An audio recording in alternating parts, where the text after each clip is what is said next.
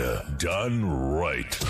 You're listening to the SHR Media Network.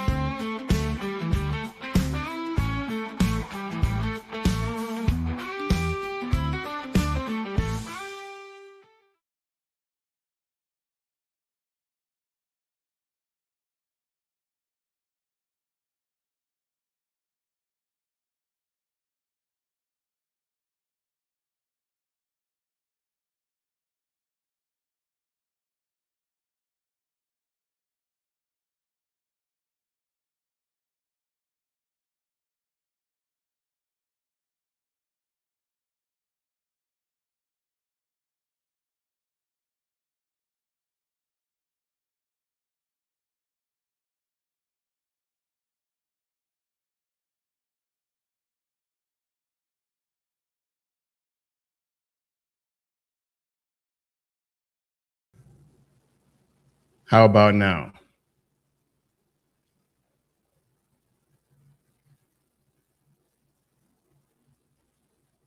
How about now? Awesome. All right. Now we got sound. So let's kick it off once more. And what I was saying was, I hope you all liked the new opening to the show. That was awesome. And I want to thank the person who did it. It is outstanding. Thank you very much, sir.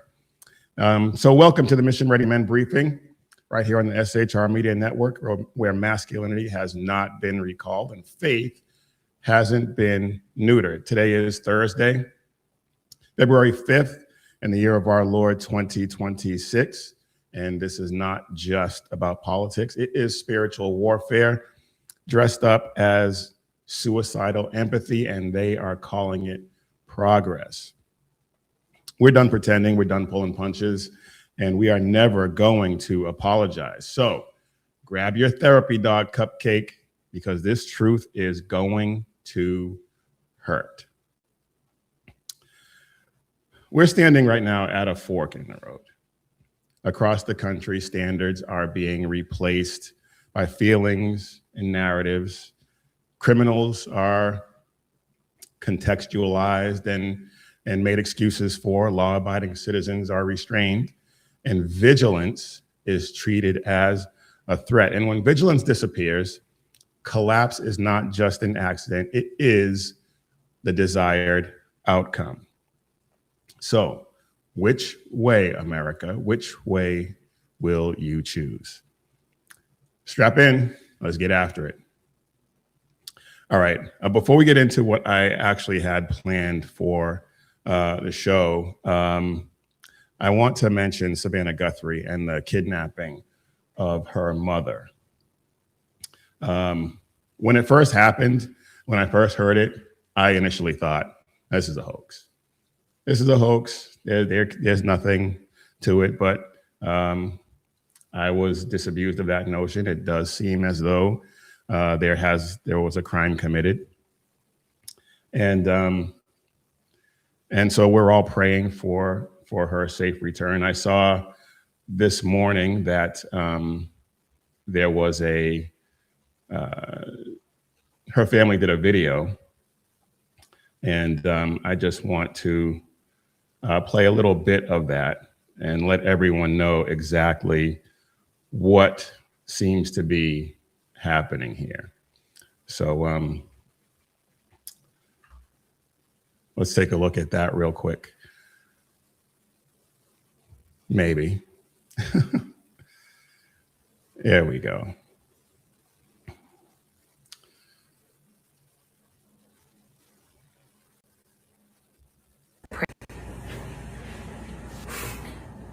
On behalf of our family, We want to thank all of you for the prayers for our beloved mom, Nancy. We feel them, and we continue to believe that she feels them too. Our mom is a kind, faithful, loyal, fiercely loving woman of goodness and light. She's funny, spunky, and clever. She has grandchildren that adore her and crowd around her and cover her with kisses. She loves fun and adventure. She is a devoted friend. She is full of kindness and knowledge. Talk to her and you'll see. So yeah, this is a sad story. So we are praying for her safe return. And yeah, we're just praying for a safe return and hope that everything turns out for the best. One other thing I wanted to talk about, which I had planned to before before the family released that video.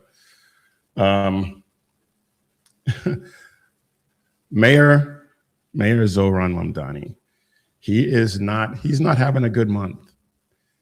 He is not having a good month. He is stepping all over himself and just making mistake after mistake. And I think we all knew this was going to happen.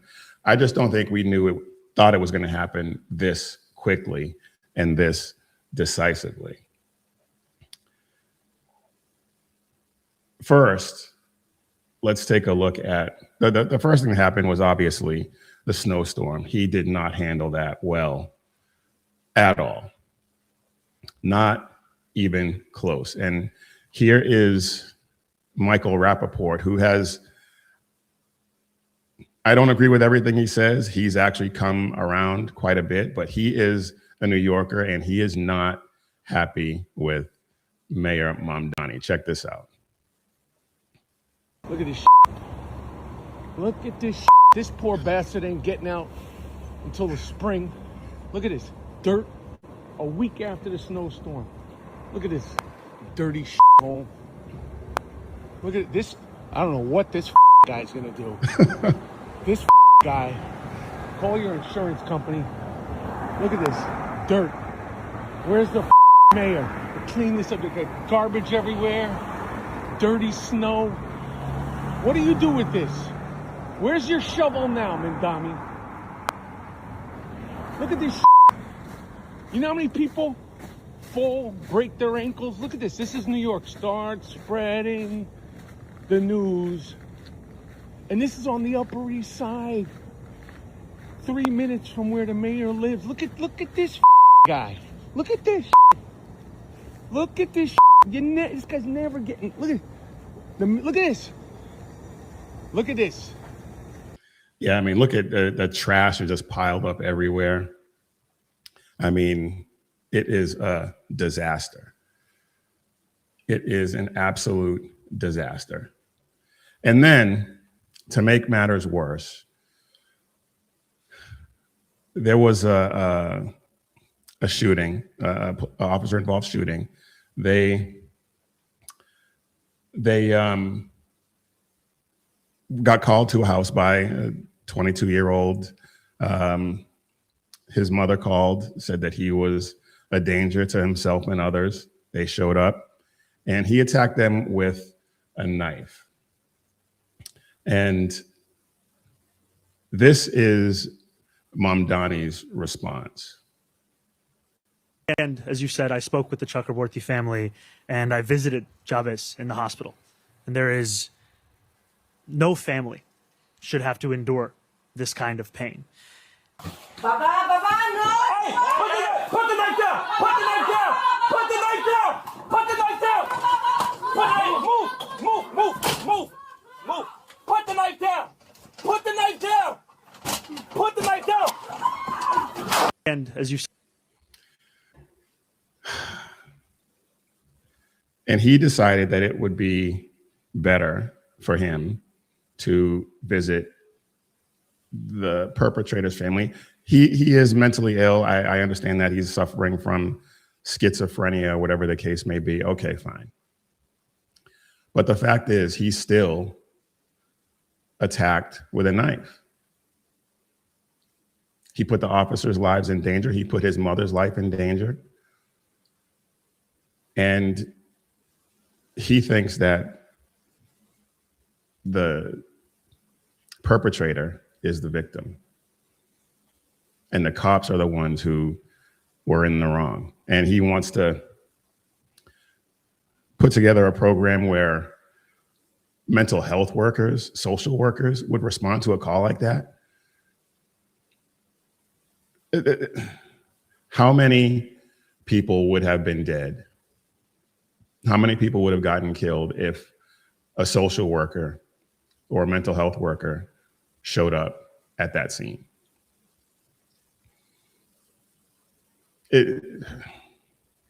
I mean, it's only been a month. What is New York going to look like in the summertime when all of the criminals, all of the knuckleheads are out running the streets, getting arrested and let right back out because of no cash bail, doing their dirt, committing their crimes? What are the cops supposed to do? It's insane. Not to mention all of the other ridiculous policies that he's put in place. I mean, it's like I said the last time, the people who voted the right way and who, for whatever reason, can't leave New York, I feel bad for them. People who voted for this is what you get. And I have absolutely no sympathy for you. All right. I just wanted to get that out there because we're not going to be together again until next Tuesday. And I wanted to make sure that I mentioned that before we move on. Now I want to pivot to another leftist city, and that is the city of Chicago. Perhaps the most corrupt city in the country. And Mayor Mohawk Brandon Johnson has signed an executive order for the Chicago Police Department to monitor and investigate ICE agents. These people are absolute lunatics. It's oh my goodness, you have to laugh because otherwise you'll just drive yourself insane. He's saying that this is for accountability. And what he's essentially doing is treating federal law enforcement as a threat.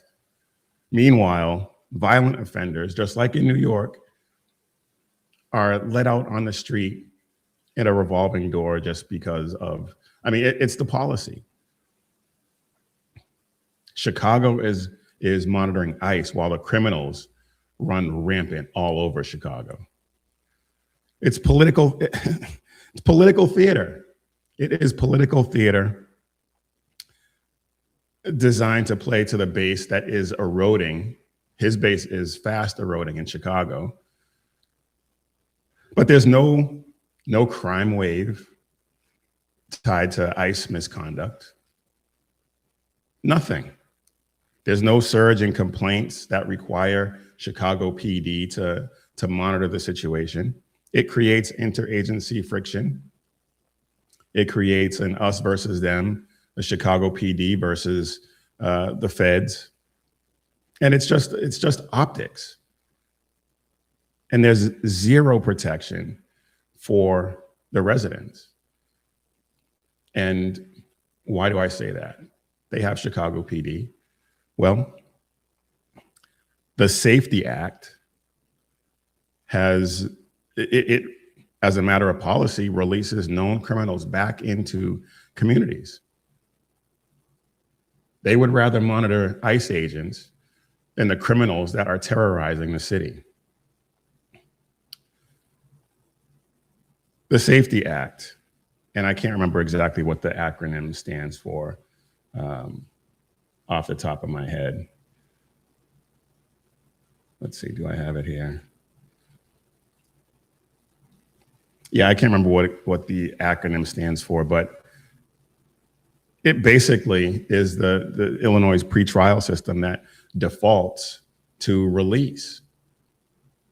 So people who commit these violent crimes are released back out into the community before their trials, only to, you guessed it, commit more crime.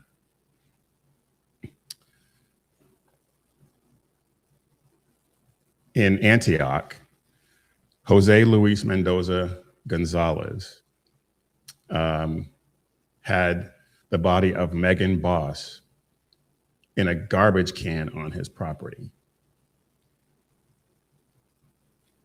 I believe the autopsy report said that she died of an overdose, but they didn't find her body until 2 months later.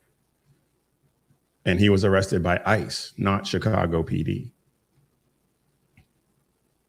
In Winnebago County, Rockford, defendant was charged with sexual assault of a minor, released pre-trial, and he reoffended within weeks.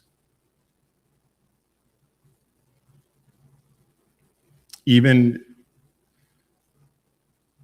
with whatever disputed timing there may be, he sexually assaulted a child and they let him out. There's some dispute as to whether or not he immediately reoffended or whatever the case may be. I believe Amy Curtis at Town Hall has a story about it. He should be under the jail. Yeah, innocent till proven guilty. Yeah, I understand that.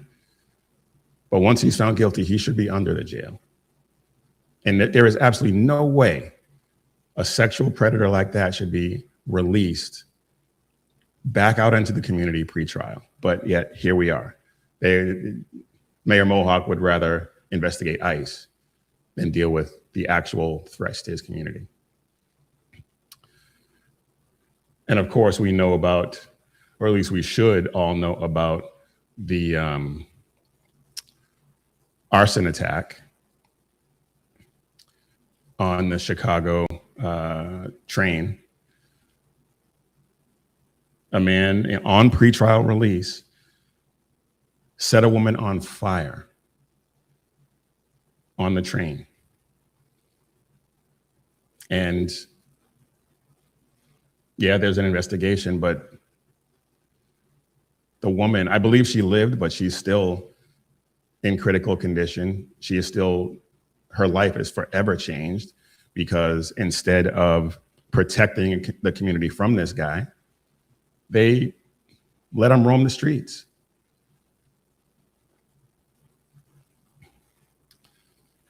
And the prosecutors actually sought pretrial detention, and the judge denied it.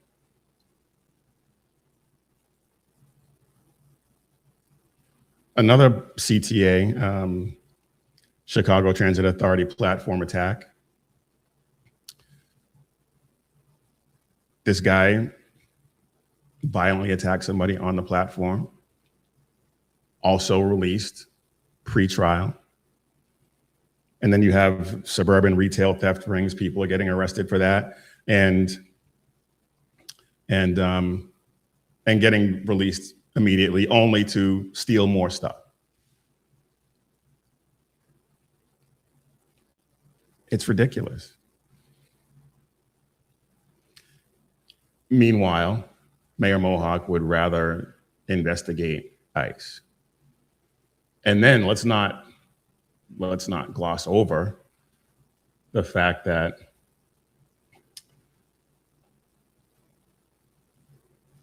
last weekend, 9 people were injured in weekend shootings in Chicago,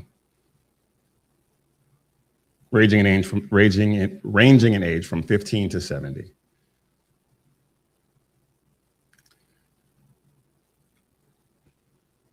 Chicago has their own problems that they need to deal with. And Mayor Mohawk would rather do anything but deal with that. And this seems like a good time to take a look at Hey Jackass, illustrating Chicago's values. It says that on the website. But look, a person is shot every 5 minutes and 36 seconds this year in Chicago.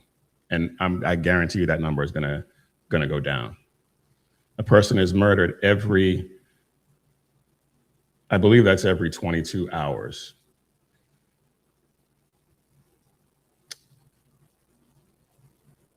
Yeah, a person is shot every 5 hours and 36 minutes, and a person is murdered every 22 hours and 42 minutes in Chicago. This is year to date, 34 shot and killed, 116 wounded, 37 homicides at the beginning of February. But yeah, let's investigate ICE. Unbelievable. The Safety Act was billed as this tool that would reduce crime, but all it did was reduce the leverage that they had over the criminals. The criminals know if whatever dirt they do, there is a high likelihood that they are going to walk and get to do exactly what they were doing, exactly what they want to do whenever they want to do it. When the consequences are optional, the violence is inevitable. It's that plain and simple. And so this is revelatory of the priorities of Mayor Mohawk and Governor Twinkies too. Well, actually, Alvin Bragg is Twinkie, so maybe Pritzker is Cupcake. Who knows? But they're choosing, as I mentioned, to investigate federal agents and do absolutely nothing to deal with these repeat offenders, these repeat violent offenders that should have no business being out on the street at all, at all. But the ICE enforcement is visible and it is ideologically divisive for some inexplicable reason. Because it wasn't that long ago when Barack Obama sounded like a normal person and wanted to deport. He was known as the deporter in chief. Deported many more illegal aliens than President Trump has.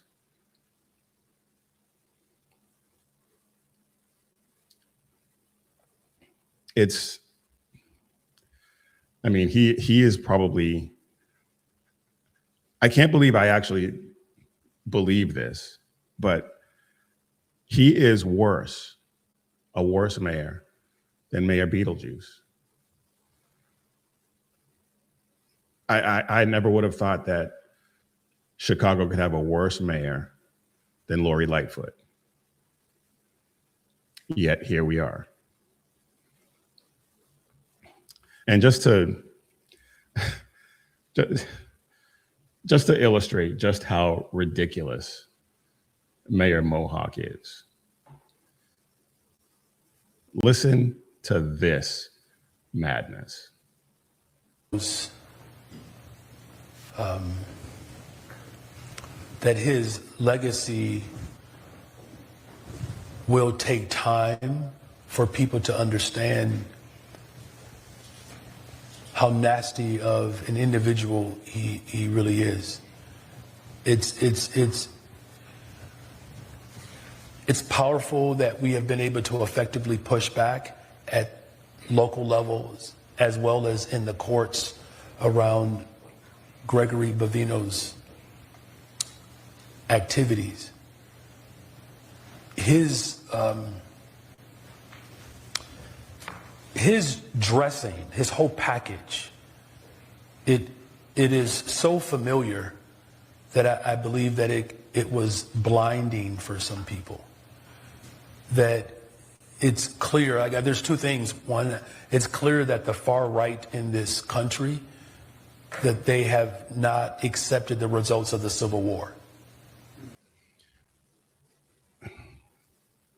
I don't know what Greg Bavino had to do with that, but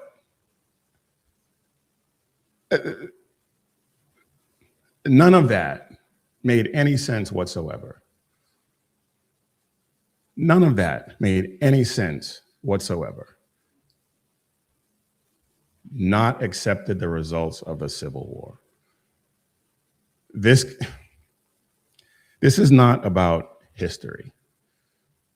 This is about legitimacy. And he is, although duly elected, one of the most illegitimate politicians I have ever seen. And then again, somebody could probably make the case that he wasn't duly elected. I mean, Chicago is the most corrupt city, and there were allegations of irregularities in the voting process. So who knows? But they see ICE as an illegitimate authority, and coming from him, that's that's saying something. But the criminals are, they're seen as victims. Never mind the actual victims that they create with their crime sprees.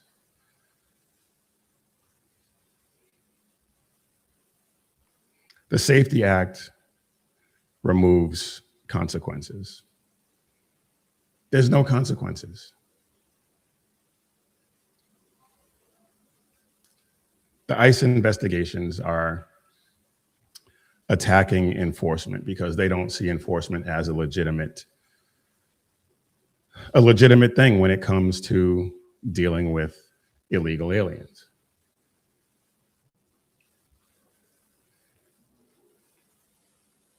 And it's not really a failure on their part. I mean, it's how it's designed. It's how they want it to function. They haven't lost control. They've just rejected the notion altogether.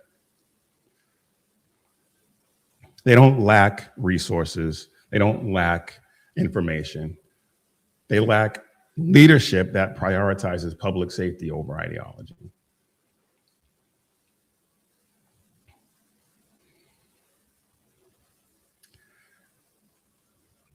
Speaking of another blue state that prioritizes ideology over public safety. Well, you know, before we get into that, I just want to take a second to acknowledge the chat. Thank you all for being here. I can see that the chat is blowing up, and I want to thank the moderators for holding it down in the chat and keeping things respectful. Please remember, in the chat, be respectful. We love to disagree. We love to hear your opposing views, but just keep it respectful, and it will be all good. Otherwise, you will get put in timeout, and if you continue to be disrespectful, then you will get kicked out of the chat altogether. So thank you all for being here. And you know what? While we're doing this, let's just go ahead and get a word in from our sponsor. And our sponsor for today's show is, once again, Carry Girl Gear, because Valentine's Day is coming up. And if you want to get it right, fellas, head over to carrygirl.com. There's bold, stylish designs, accessories that she will actually love and wear. And time is running out. And if you're not sure what to pick, or you don't think you're going to have time to go through and pick something, go ahead and grab yourself a gift card and let her choose. It is an easy, easy win. Head over to carrygirl.com and make Valentine's Day count. And ladies, if you want to get something for your man, your boyfriend, or your husband, head over to missionreadymen.com, click Shop 7 Armors, and check out all of the great designs that we have there as well. Make Valentine's Day count. Visit carrygirlgear.com or missionreadymen.com and click Shop 7 Armors. All right, y'all. I am Big E, and you are watching or listening to the Mission Ready Men briefing right here on the SHR Media Network, where you can catch our fantastic lineup. We have Sackhead Sean with the Edge of Liberty every Monday and Wednesday at 11 p.m. Eastern, 8 Pacific. And then we have Jersey Joe, the Reaver of Common Sense, every Monday and Friday at 9 p.m. Eastern, 6 p.m. Pacific. And BZ with the Berserk Bobcat Saloon every Tuesday and Thursday at 11 p.m. Eastern, 8 p.m. Pacific. So he will be on tonight. So be sure to check him out. Be sure to check out all of the great shows that we have. When I looked just before we went live, we were at 960 subscriptions. That is amazing. So thank you all for liking and sharing and subscribing. We are 40 away from 1,000 subscriptions, and that is a milestone we didn't think we'd hit this quickly, but we have. And so thank you all for that. We want to continue this breakthrough. So pray for us that we continue this breakthrough, because we want to reach as many people as we possibly can, because the truth needs to be told. All right, y'all, now back to the briefing. And I was talking about another blue state that doesn't prioritize public safety. And I'm talking about New York. They don't recognize rights. None of these blue states, these blue jurisdictions, recognize rights. They administer permissions. And self-defense is only allowed if it complies with the layers of bureaucracy that they put on top of what are our rights. The state doesn't ask whether or not you're right. It asks whether or not you were authorized. And it's not about one particular case, although we have examples, but it's about the governing philosophy that they have. And earlier this year, I believe it happened in the middle of January, a 67-year-old retiree by the name of Charles Fainer was sentenced to 4 years. And what crime did he commit, you ask? He had guns.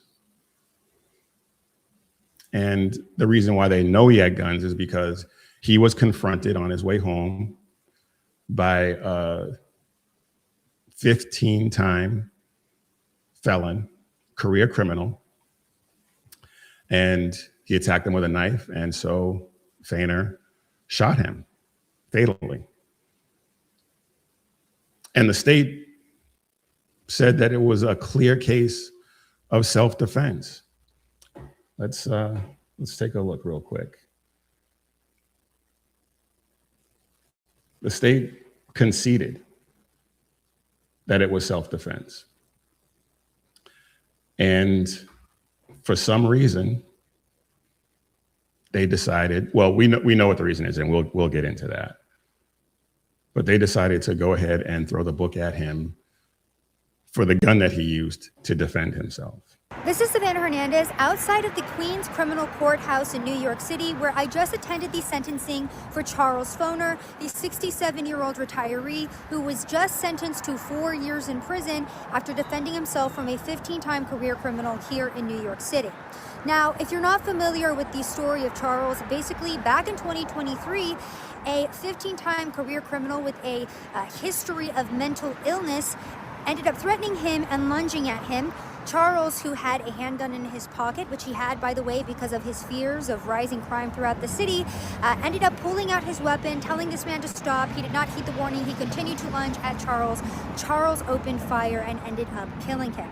Now, interesting thing about this case is that the DA of Queens, Melinda Katz, did not bring forth homicide or manslaughter charges because even her office agreed that this was a clear-cut case of self-defense. However, what they did decide to charge Charles for was criminal possession of a weapon, and then after this incident happened, the police went and searched his home, and they found what they stated is an arsenal of unlicensed weapons.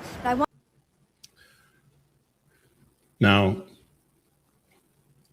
what you see on the screen is a picture of some of the weapons he had in his possession. I don't know if I classify that as an arsenal. I think that's a good start. But of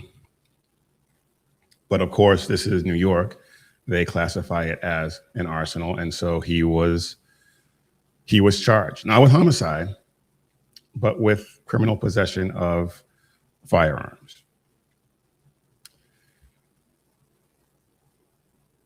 The state agreed that he had a right to live. They just deny his right to the means of survival. They denied his right to the most effective way to protect himself.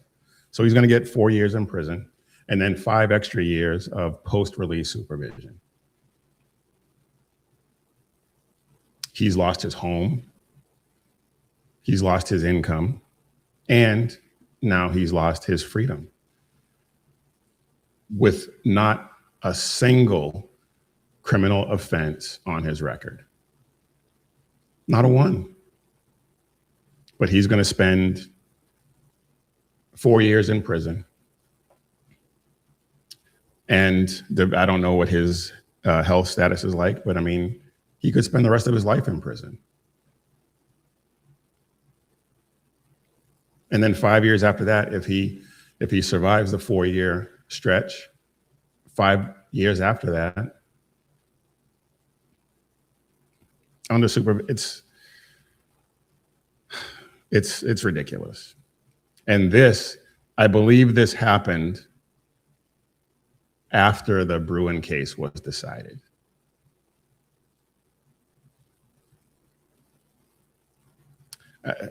I don't understand why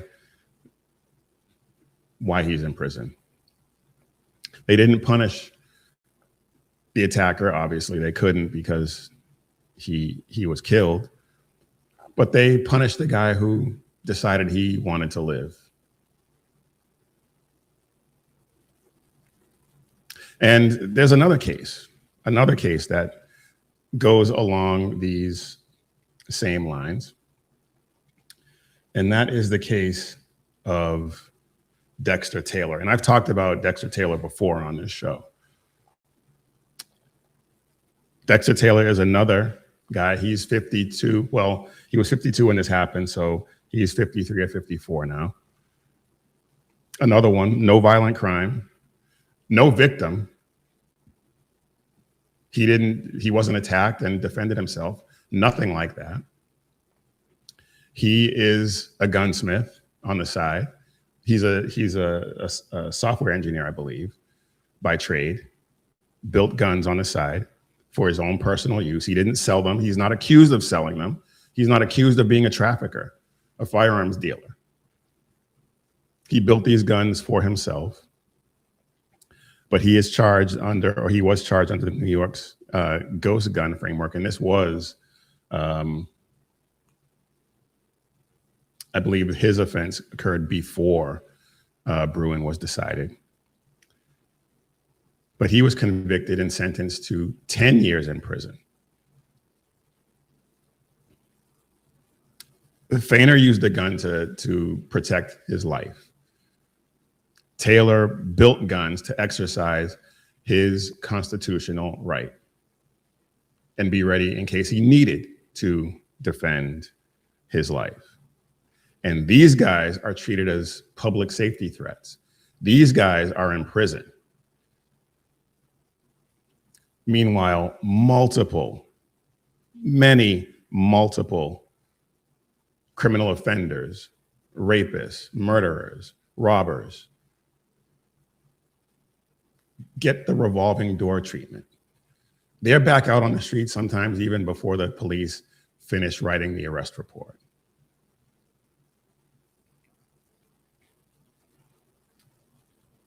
In New York and a lot of these other blue jurisdictions, the intent doesn't matter. It matters whether or not you're obedient. It matters whether or not you comply.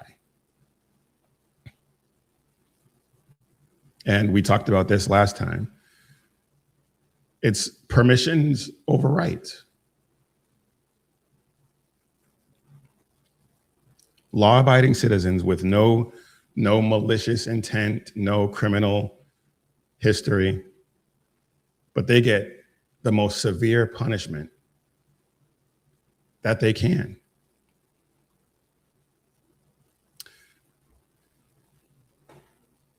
Dexter Taylor is still in prison. And I want to show you this because why he's still in prison, and I think I know, but let's take a look at this. This is the judge that sentenced him, this is the judge that presided over his trial. And he was convicted over gunsmithing. And the judge said in the courtroom, when his lawyer tried to bring up his Second Amendment rights, she said, the Second Amendment doesn't exist in this courtroom. Why that wasn't an immediate mistrial, I don't know. I'm not a lawyer, but come on. The Second Amendment to the Bill of Rights, to the Constitution and the Bill of Rights, is the law of the land. And she said that the law of the land did not exist in her courtroom. Well, then what's the point? Why are they there? Unbelievable. It's like she went to the Ketanji Brown School of Judges or something. I mean, it's mind-boggling, mystifying, and infuriating that the Constitution is just dismissed.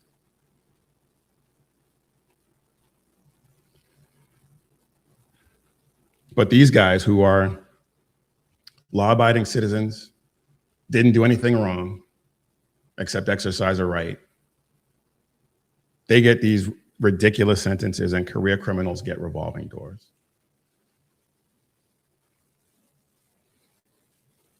But of course, because it has to do with the Second Amendment, they get the book thrown at them because they want to disarm us.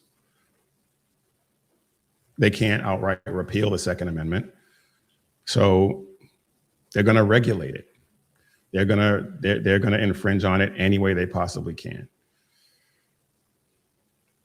So they disarm us through, or they attempt to disarm us through regulation, and criminalize law-abiding citizens through technicalities. But it has nothing to do with crime, because these guys were not criminals. These guys were not criminals. But it's about compliance. They want obedient drones. They don't fear the criminals for some reason. And I have my theories as to why that is, which we may or may not get into this episode. But they don't fear criminals. They fear the citizens who don't need their permission and refuse to ask for it.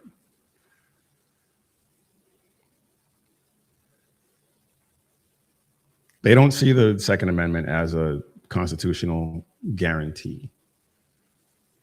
They see it as a privilege. They see it as a privilege that they can manage in their bureaucracy. And rights, as far as they're concerned, depend on forms, fees, timelines, and their discretion, whether or not they feel like allowing you to exercise that right. I mean, think about this. You need a license to hunt in most states on your own property. Now, I know a lot of people don't bother with that on their own property, but the fact that that's a law on the books is insane. If you have a body of water on your property, you need a license to fish it. If it's a stock pond, I don't think that applies, but if it's a naturally occurring body of water, a stream or a lake on your property, you need a license. How insane is that?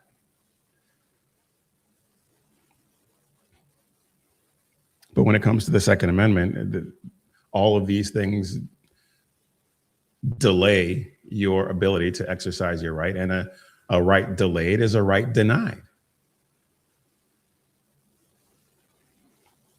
The founding fathers would be horrified at what's happening right now.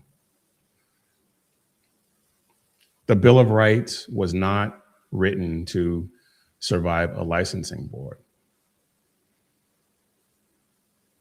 The founding fathers, they fought a war over much less. They fought a war that started over so much less than what we're dealing with right now.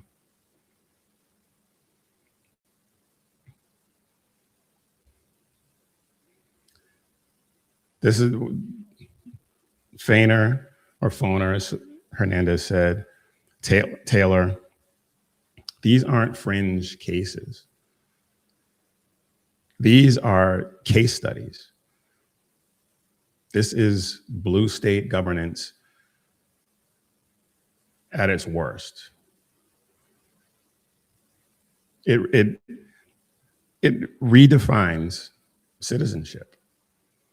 The criminals, they're fine. They're even encouraged. They'll never admit it, but the result of their actions encourages criminals.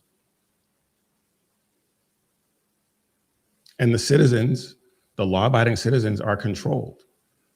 And they're controlled by the criminals, which is what I think they want.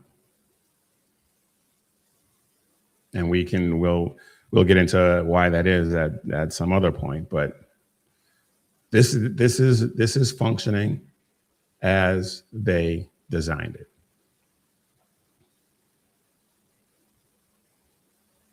And so if getting back to the Second Amendment, if the right to self-defense requires permission, is it still a right? We've answered that question before.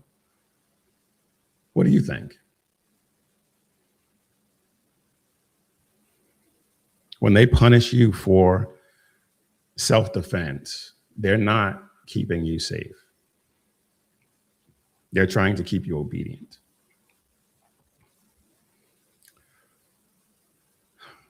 All right, let's I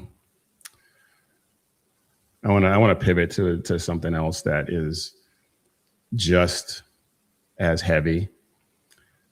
And this has turned out to be a pretty heavy episode, and I think it will continue to be. But this is something that we've talked about on this show many, many times before. And there's three stories, and I'm not going to do a deep dive into each one.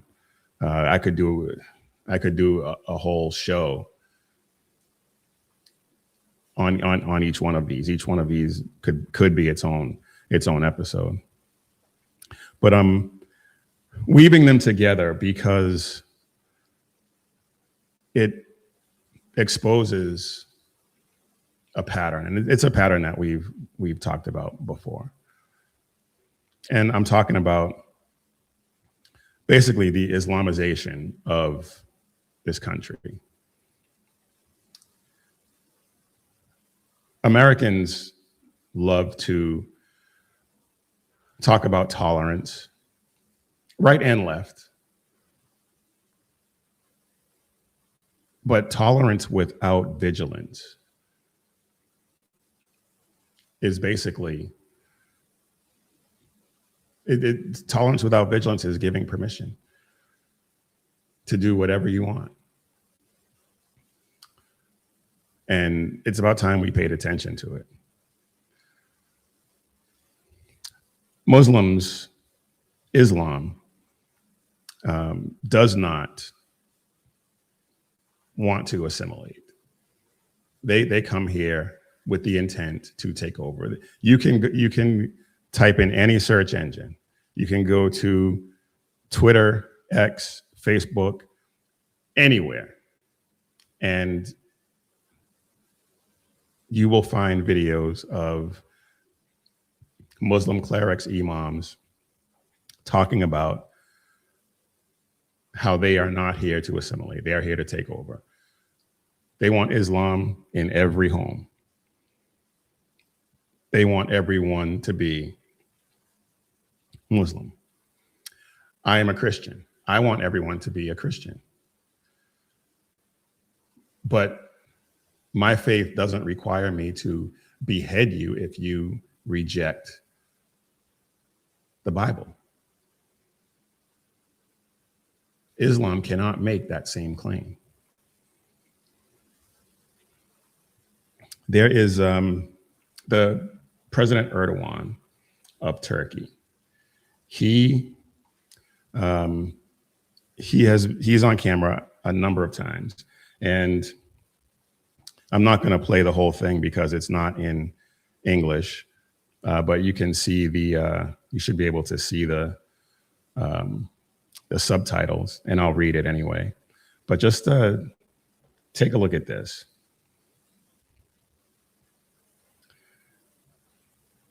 There we go. Minareler süngü, kubbeler The minarets are the bayonets. The domes are the helmets. The mosques are our barracks. The believers are the soldiers. Bir şey beni sindiremez. Nothing can intimidate me if the heavens and the earth open and floods and volcanoes are spilled over us. Biz oyuz ki We are those. imanıyla övündüğümüz Yeah, you know what, ecdadımız that's enough. titretici şeylere hiçbir He's talking about mosques. The mosques are the barracks. The domes are the helmets. The minarets are the bayonets. He's on camera saying that numerous times. He has also said publicly that assimilation is a crime against humanity.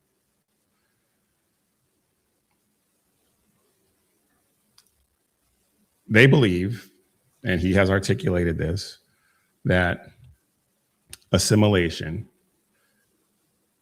means that they are abandoning their faith. When assimilation only means that you adopt a shared civic identity. I mean, think about when the South Africans escaped persecution in South Africa and were welcomed into this country. They showed up with American flags, grateful to be out of danger. But you have Muslims, you have people from other countries in South and Central America showing up with the flags of the countries that they came from, waving them. Well, if your country was so great, why are you here? go back. But of course, that's not the point. They want to impose their will and their ideology on us. And as long as we tolerate it, we're giving them permission.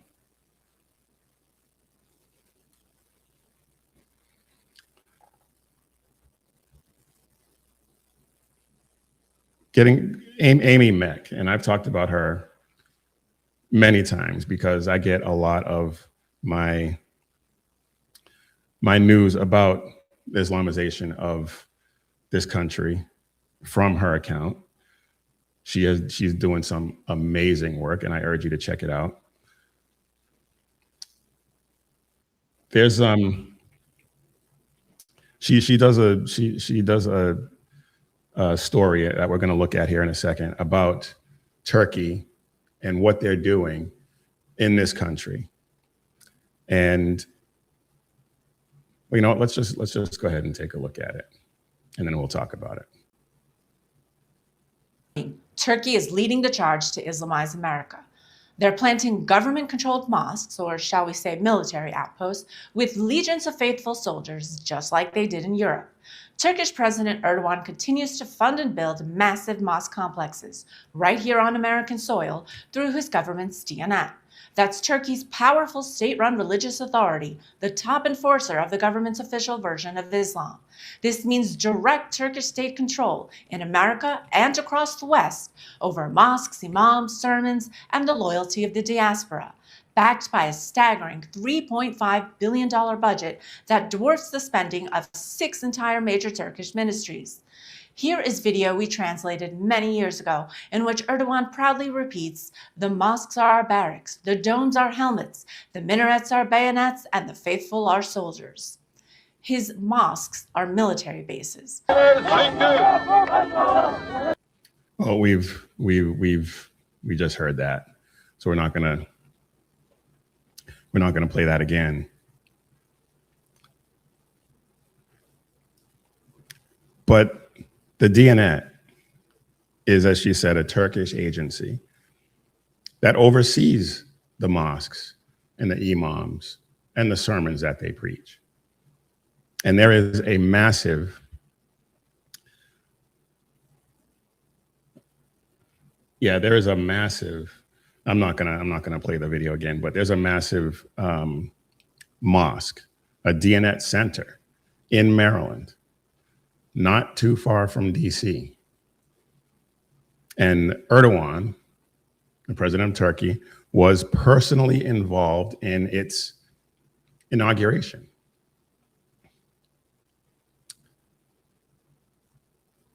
The concern should be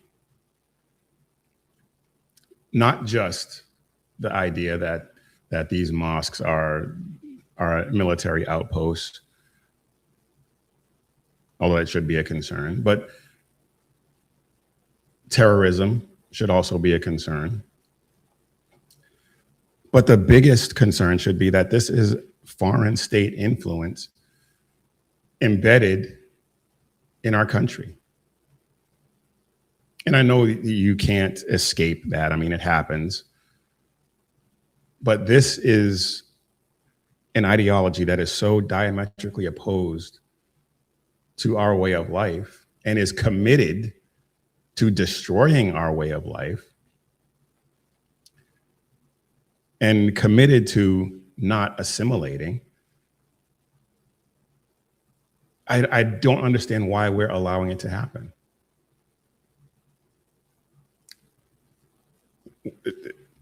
I assume, I guess it has to do with the whole idea of tolerance. But as I said, tolerance without vigilance is permission. Religious freedom, and I know we have religious freedom in this country, and that's a debate that I would love to have. But that doesn't mean that foreign governments get to open franchises here. It shouldn't.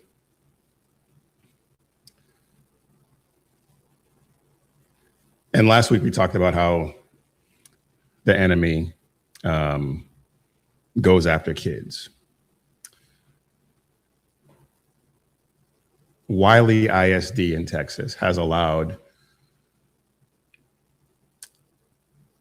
not just allowed, but encouraged a Muslim outreach organization to encourage kids to take up Islam.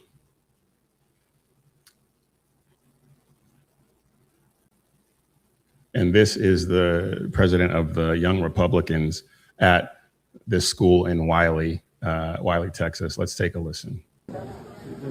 Hello, tell me the story. What happened today at school? Okay, so I'm Marco. I'm the president of the high school Republicans at Wiley East High School.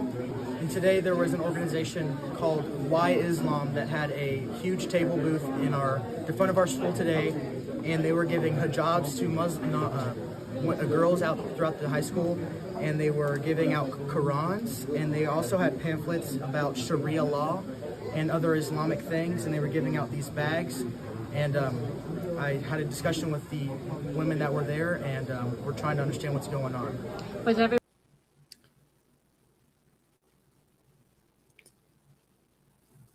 This is not cultural awareness. This is not teaching about religion. This is religious advocacy. And this is what they do. And this is what they were allowed to do. The principal of this school allowed this to happen. And her social media accounts show her wearing hijab. She's not, at least not yet, not a Muslim.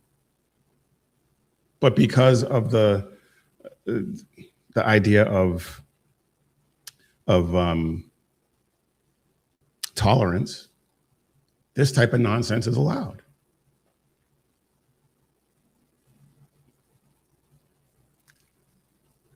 There's another story.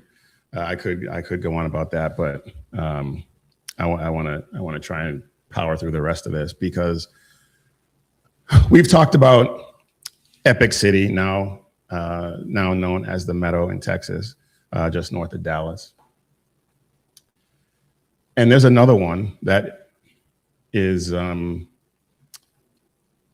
the early stages of planning in Arizona.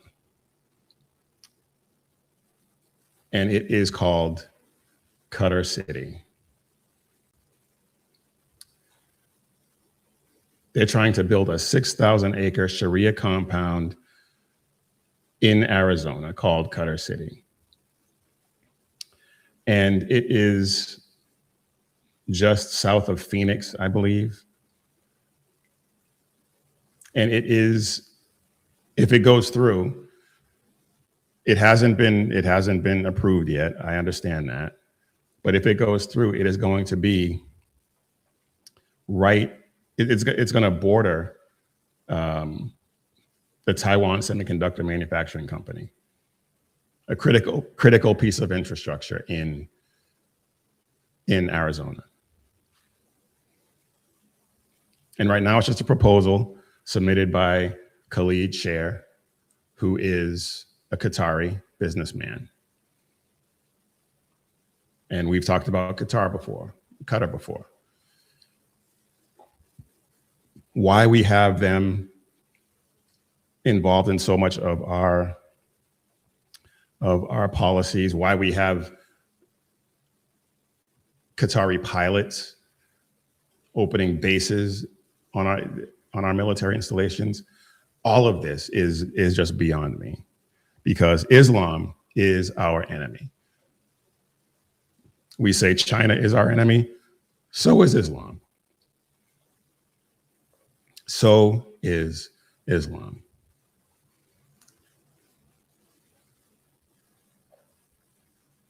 Parallel communities like this planned one, and like Epic City, and like some of the other ones that I've talked about in Texas, that's not about assimilation. That is about taking over. Look at what's happening in Europe. They allowed those parallel societies. They have no-go zones. And now Muhammad is the most popular male name in the UK. Accommodation without assimilation is cultural suicide. They demand legal exemptions, political power, cultural enforcement, all of it. Parallel societies don't stay parallel forever. They collide. And as long as we allow them to gain this kind of power, it's suicidal empathy taken to its logical conclusion.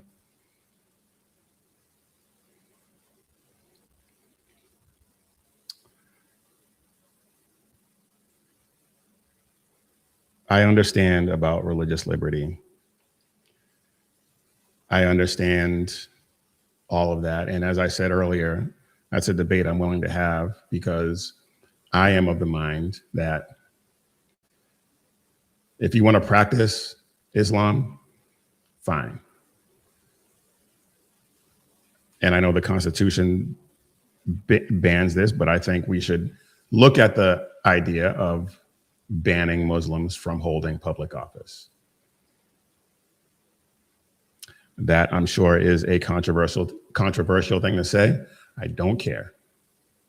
Look at what's happening in Europe. Look at what's happening in some of these cities where they allow this kind of nonsense. Look at Michigan. Look at Minnesota. If we allow that to take hold throughout our government, the entire country in a few generations will look like Dearborn, Michigan.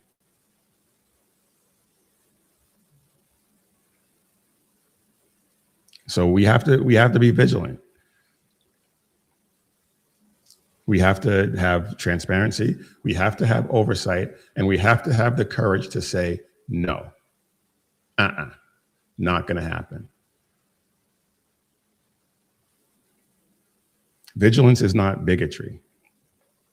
It's the responsibility of a nation that wants to remain one.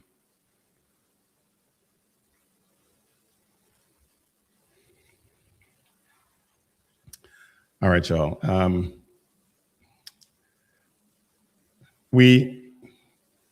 I haven't talked about this much at all. And obviously it's something that we have to talk about. And that is the Epstein files. They released 3.5 million pages of documents tied to Epstein. I haven't done a deep dive into all of it. I don't really want to, but I've searched for some things and gone through some of the files. And we all know the left pushed for the release of these files because they believed that Trump was implicated. And he's mentioned thousands of times. I just saw a post from someone on social media talking about how he was mentioned X number of times more than Harry Potter was mentioned in the Harry Potter novels. Yeah, okay. But if he was implicated in any way, he would have been locked up. And if he was implicated in anything having to do with child sex trafficking, abuse of any kind, I'd be the first one to say, yeah, he's got to go. Lock him up. But that's not the case.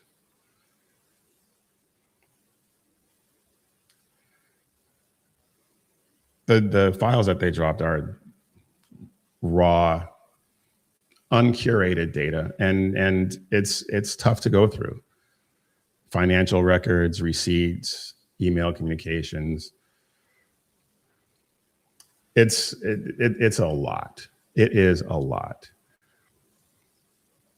But the left wanted a Netflix ending, and what they got was not that. Not that.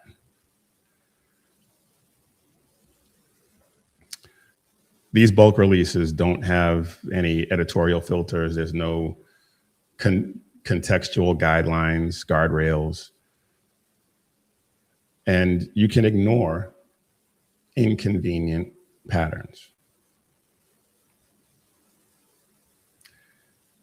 And so we have to look at what keeps showing up. And yeah, I know President Trump's name shows up quite a bit. But when you actually look at how he's mentioned, there's nothing there. Absolutely nothing there. But there have been some conspiracy theories that are now getting new life. Pizzagate, the Wayfair conspiracy. I'm not saying that this proves anything. I'm not saying that this proves Pizzagate is real. I'm not saying that this proves that the Wayfair conspiracy is real. But when you look at this stuff, it's worth looking at. And I haven't done, as I said, I haven't done a deep dive into it. But it's as I said, it's worth looking into. It's worth a new look. And with regard to Pizzagate, the word pizza is mentioned 1,000 times, I think. And the DOJ, prior to this, released code words, and cheese pizza refers to girls and pizza boys and all of that. We know this. I can't think of a single time that I've actually emailed anyone about pizza that I can think of. It just doesn't happen. But this one really got me thinking, and this is what got the Pizzagate conspiracy thing flowing in my mind. And yeah, this is going to be tough to see, so I'm just going to read it. This is an email, and the who it's to and from is redacted, unfortunately. But it says, Jeffrey says he wants to go out to a pizza place with you. He didn't mention a particular pizza place, but he knows you're in the know on this. Okay. And then the response is, as a matter of fact, I'm sitting on the number Q subway, making a pilgrimage to DeFara's Pizza in Brooklyn, and then to Titano's in Coney Island. Never been to either one. Then I need to find a good place for us tonight, the trifecta. I've never done 3 in a day. I'm thinking John's on 64th between 1st and 2nd. Close and delicious. Okay. When it comes to pizza, I've never heard of anyone talking about doing 3 in a day. What does that mean? And so I went to the websites of DeFara's Pizza and Titano's Pizza. Those websites are shells. There's nothing to them. It's like a homepage. Would suggest to me that there is a way to get into the back end of these, some sort of password. Who knows? I'm not saying it's true. I'm not saying that they're involved in that, but I'm not saying that Pizzagate is a thing, but it's suspicious to me. And I'm not one that's generally conspiracy minded. Like, well, maybe I shouldn't say that, because pretty much every conspiracy theory that they claim was debunked has turned out to be true. So who knows?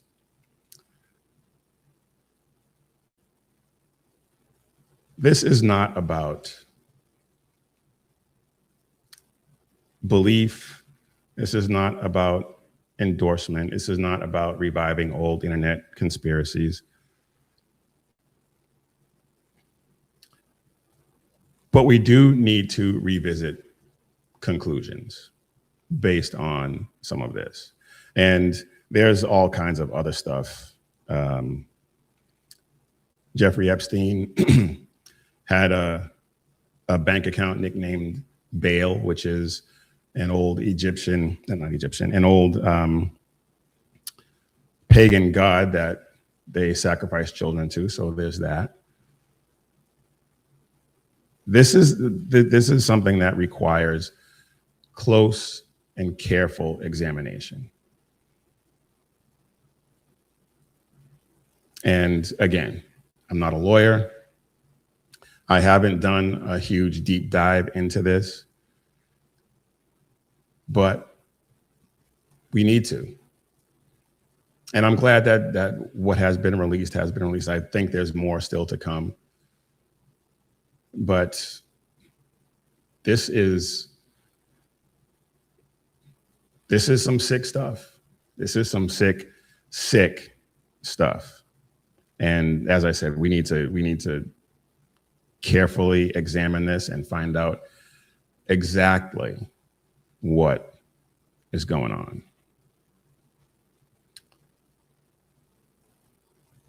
When stuff like this comes out, when the truth comes out, the first thing that gets destroyed are not the lies. It's not the lies. It's the right for them to tell people what they're allowed to ask. And there's a lot that we were not allowed to ask before. And we'll see, we'll see if they allow us to continue to ask some of these questions.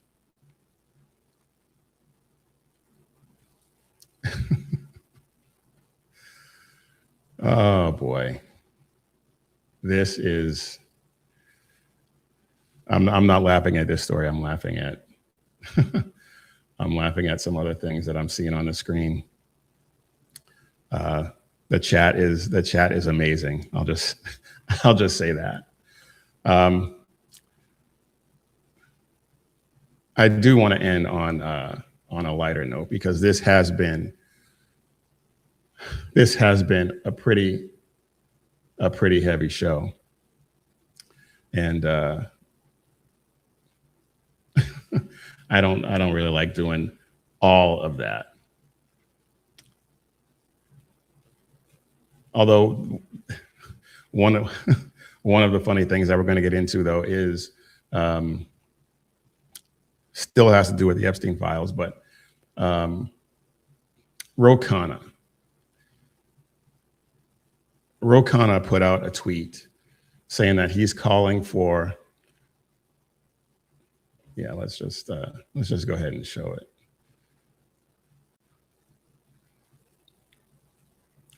Transparency Act led to millions of files being released that have shocked the conscience of the nation. Today, I call for Congress to hold in front of the Oversight Committee every single person who emailed about going to Epstein's Island.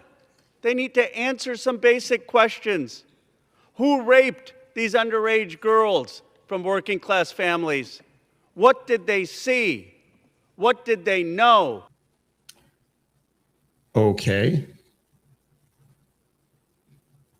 If that's what you want. But that means Bill Clinton, and I know he's agreed to come before Congress. We'll see if he does. Reid Hoffman, Obama's White House counsel, Stacey Plaskett. I'm good with it. I'm good with it. Bring them all. Bring them all. Make them all answer questions.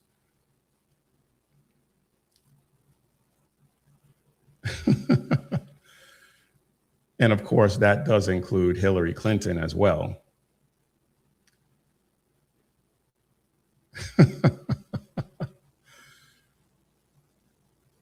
Yeah, Hillary, you too. There's a gif of Hillary with all wide-eyed on the screen right now if you're just listening. These people are ridiculous, man. These people are ridiculous.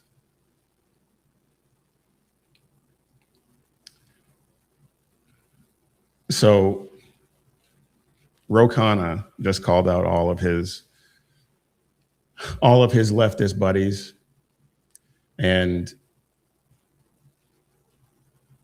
whoever it is, whoever showed up on the island. I know somebody asked about Trump.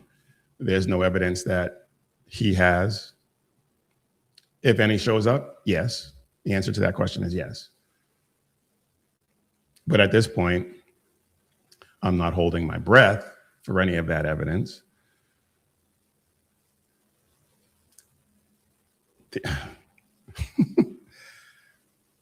The TDS when it comes to this is just off the charts, man.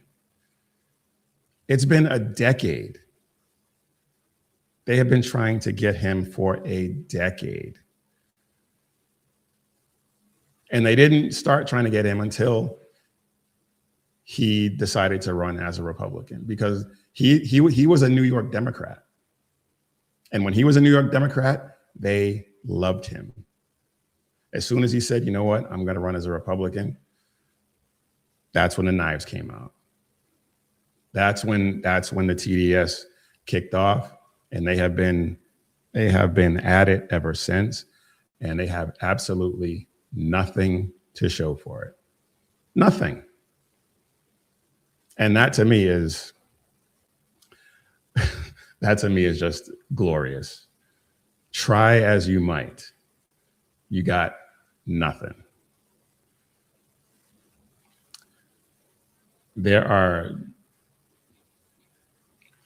Does that mean that after all this, there's nothing will show up? Nobody can say that for sure. Nobody can say that for sure. And if something does show up after all this time, I'll be suspicious. But at the same time, I'd want questions answered. I'm not blinded by President Trump.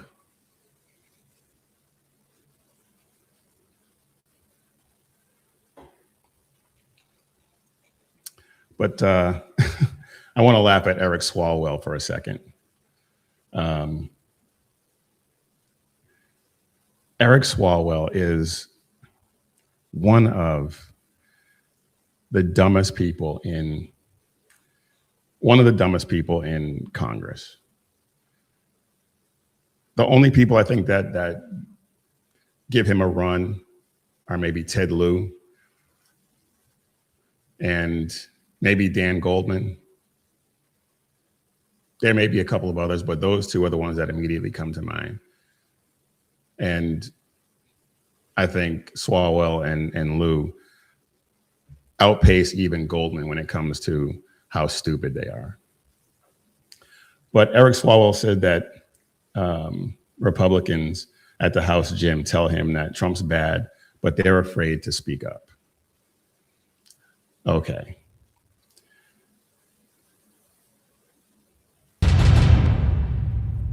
Hey, it's good to run into you. I heard you're big into the gym here, the House of Reps, literally. Yes, House of Reps, that's exactly right. I'm trying to get as many reps as I can, and actually I started taking on boxing. Did you? Yeah. Oh. In the gym here? In the gym here, yeah. So, there's a bag, and sometimes I'll get people, to put on the gloves, and, I'm still learning, but it's a new exercise and quite invigorating. Do you put any Republicans' faces on the bags at all, or? No. You'd be surprised. The truth really comes out in the congressional gym. Tell me. Republicans and Democrats work out together. That's where I see who they really are. Huh. And it's quite frustrating because, the shit that they talk about the president and knowing that what he's doing is wrong, but you also hear the fear that they're hearing at home. Don't speak up. Don't be the tallest poppy in the field, as one of them said. Basically, protect your family, because when you go after this guy, the violence comes and the threats come. And so... Whatever, man. That he is an absolute moron. Nobody believes this. Absolutely nobody believes this. Nobody believes a word that comes out of his mouth, ever. Do you believe that? Do you believe that? I don't. I think he's full of it.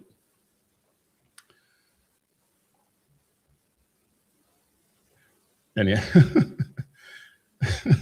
the person who wrote this twitchy article says, if you were a Republican who wanted to badmouth Trump or were afraid he'd find out about it, naturally, the first person you'd say that to is Swalwell.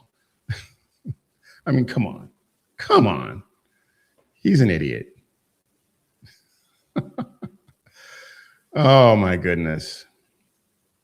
We have to laugh at the absurdity of all of this.